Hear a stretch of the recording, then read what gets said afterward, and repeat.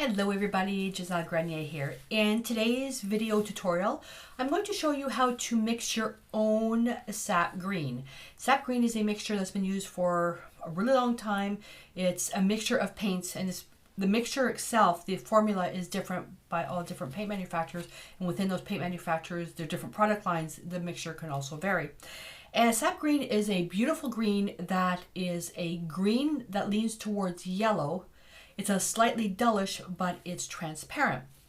Now for this particular example, I'm going to be using DecoArt Traditions, and with the paints, on the back of the bottles, there's the color index numbers. Now they have PG36, PR101, and PY73. Tells me it's Phthalo green yellow, PR101, transparent red iron oxide is how I see PR101, and PY73, Hansa yellow medium. With that, I've also created a more opaque version of this paint using burnt sienna. The reason why I'm doing this lesson is especially for you doing landscapes and even portraits where you have skin tones that need to be slightly toned down by making it a little bit more green. Not saying Martian green, but skin tones do have some green undertones. So what type of green do you use? And with that, I was initially teaching portrait classes just using the phthalo green yellow and then knocking it down, but by adding the burnt sienna to it or transparent red iron oxide makes a huge difference. Then once you see the chart being developed, I encourage you to do this chart as well, and then you'll get some ideas of different things that you can create with this green: landscapes, still life, all that other stuff. So with this, the idea is you don't have to actually buy Sap Green. You can if you want, but because I am always an advocate of using a limited palette, and I've got a ton of videos on that, so I'm not going to bore you with that. But you can create your own Sap Green by using just 3 colors. That's it. And so I've already prepared some work ahead of time. And I did this because I got paint all over my sleeve. But this is the Sap Green, the DecoArt Sap Green that I added some white. So this is, I'm looking here. And within that, with DecoArt, so this is the Traditions, their professional line. Their fluid acrylic line, the mixture is completely different. So it's up to you, which one you want to use. But I'm going to be making up my own. That way it doesn't matter what I'm using. The formula is always the same. And then I could just, change the brand. So for the Traditions, this is the paint here, added some white. And within that, it's made up with phthalo green yellow, added some white.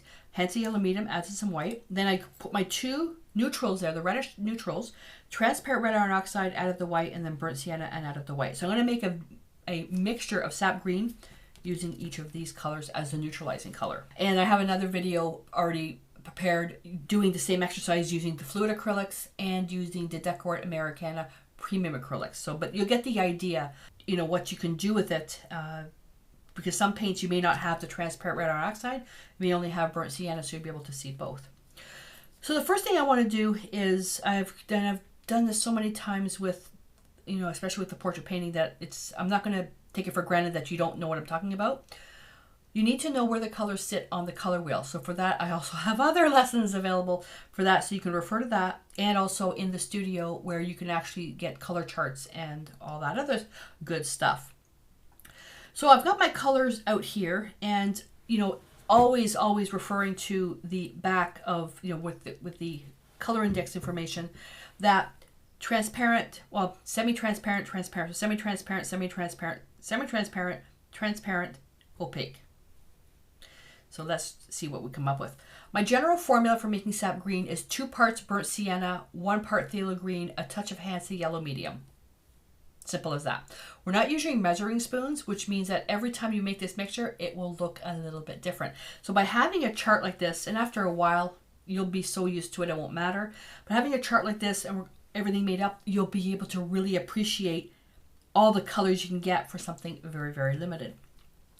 So let's start with, and I better write this down. I forgot last time to write it down. So let's start first with the 2 burnt sienna, 1 phthalo green yellow, touch of Hansa yellow medium. Then we're going to repeat the same thing with 2 transparent red iron oxide, 1 phthalo green yellow, and touch of Hansa yellow medium. So falling off my chair. All right, so let's start first with the burnt sienna. So 2 parts of burnt sienna, And I've got the white here for we create the value scale. And then approximately 1 part of phthalo green. And I'm looking at this now, way too much phthalo green. Like I said, we're not using measuring spoons. And we get something nice and dark. And you can also have little, whoops, I better reach that, little swatch cards on the side so you can see. Before we even add the yellow to it, let's add white to see the color in there. Oh, so now we have a nice dull green. Let's put a bit more paint there. We have a nice dull green. Isn't that nice? That's beautiful just the way it is. Like, I love that. Love that.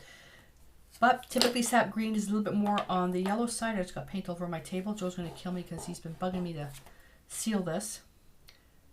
I'm talking about touch about that much. Make it a little bit more yellow. Now I can really see the difference. So let's put that there. And let's pick up some white. You can really see the yellow in there now. You really see the yellow in there. All right, so now we're going to take this and we're going to put that over here.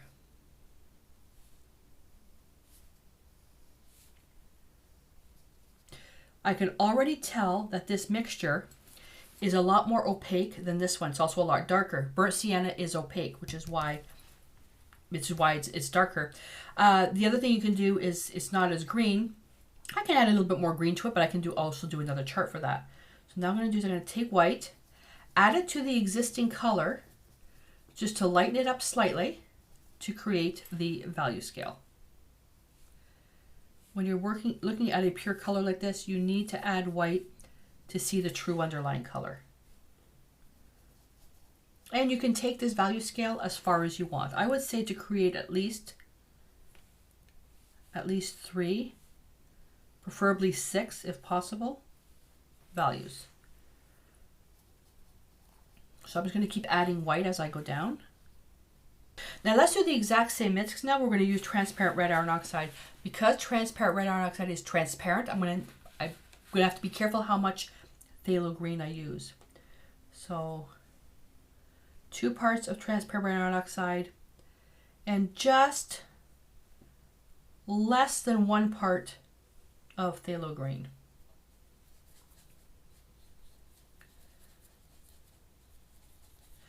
And transparent red iron oxide is a reddish orange neutral.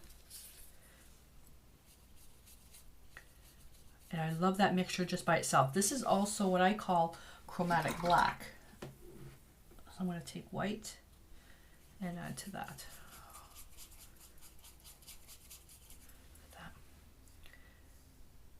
Not quite as yellow. We haven't added our Hansa yellow medium yet. Not quite as yellow, but I like that just by itself. So I'm going to take now our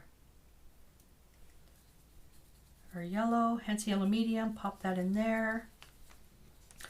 Is it enough? I don't know. I'm not sure. We're not going to, and the actual formula, the actual ratios to make this, we would never know. We would never know. So this is where it comes to experimenting. So let's see what we have here.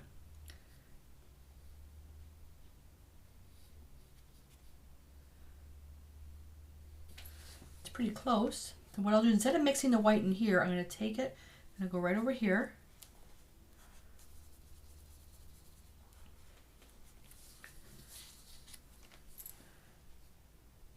This is much more yellow.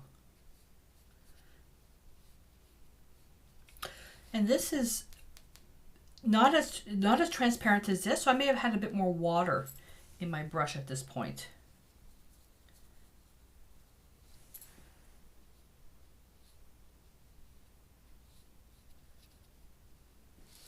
Liking that. See, that's pretty close. I'll wait for this to dry because acrylics dry darker. So that's actually not bad at all. So let's try one more experiment with this. We'll use the existing mixture. And if we take the existing mixture, if I say I'm going to use the transparent red iron oxide because I'm liking this one here. So let's say true transparent red iron oxide, and then I'm going to go 1 phthalo green yellow plus plus, and then a touch of Hansa yellow medium. And the plus plus just means just a little bit extra. A little bit extra of the green. So existing mixture with about that much. So what this is going to do now, because we're adding more of the phthalo green yellow, it's also going to intensify the mixture. Can you imagine now that you're not having to buy all these paints? You're not having to buy the paint.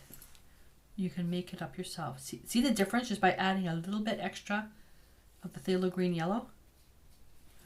Now I'm going to continue on adding the white to this. There we go. So I'm thinking myself that this mixture I did here with a little bit more of the phthalo green is closer to this sap green right here. I can turn around and say, well, I can take this one here that I made with, where are we, burnt sienna. Can I add a little bit more green? This is transparent. This is opaque. The burnt sienna is opaque, so it's going to take a little bit more finagling to try to get it close, but it'll never be close because burnt sienna is opaque and transparent red iron oxide is transparent.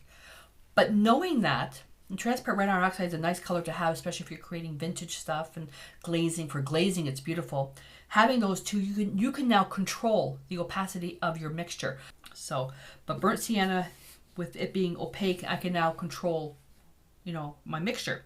But I'm actually, you know what? I'm liking between these two here. And the other thing is thinking, well, this one here could have had more of the transparent red iron oxide. This one, I know I put more phthalo green yellow. Unless you're using measuring spoons, it's always going to fluctuate.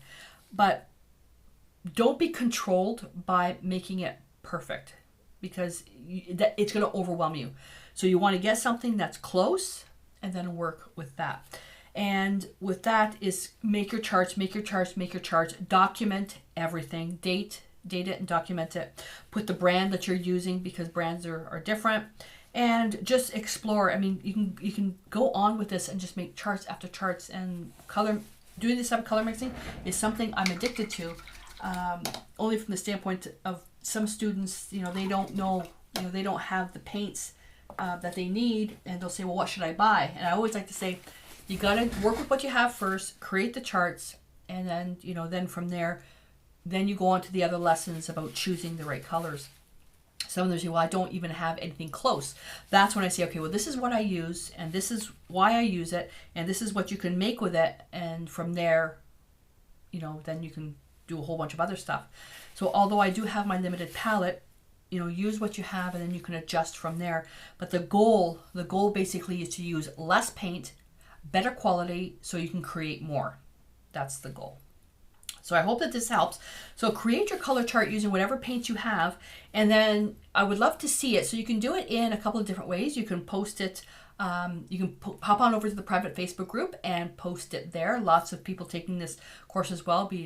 Love to jump in and share and comment.